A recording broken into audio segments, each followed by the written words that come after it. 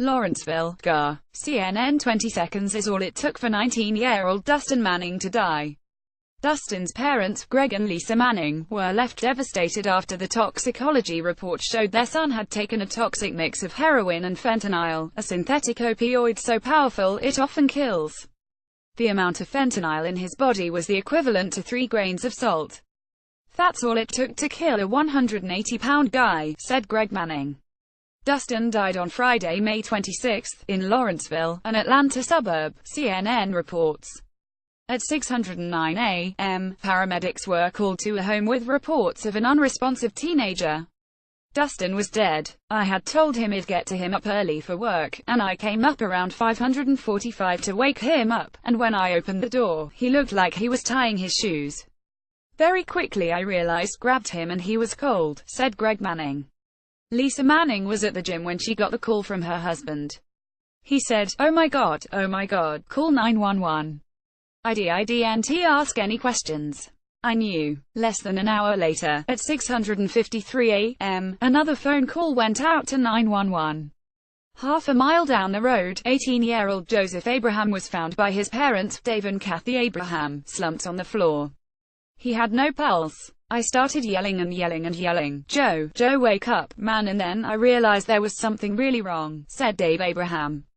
"As soon as I saw him, I knew and I just ran and I just started holding him and I could tell you he was cold," said Kathy Abraham. Dave was on the phone to 911 and I said, "It's too late. We can't fix this," she added, as tears welled in her eyes. Dustin Manning and Joseph Abraham were friends since childhood, and for 2 years, Joseph's dad was their coach on the Little League team. But in middle school, the two started testing out drugs. The Abrahams said they believe Joseph had his first dose of opioids when he had his wisdom teeth removed. He was prescribed the drugs again when he broke his ankle and later, his hand, from a sports accident.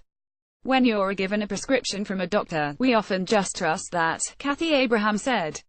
She said she believes Joseph turned to drugs after losing 2 of his friends in 8th grade. Dustin told his parents that taking drugs gave him an out from suffering from depression, which started at the age of 12. Both parents sought help from treatment centers time and time again. Lisa Manning even helped at one of the treatment centers to better understand addiction and to keep an eye on her son.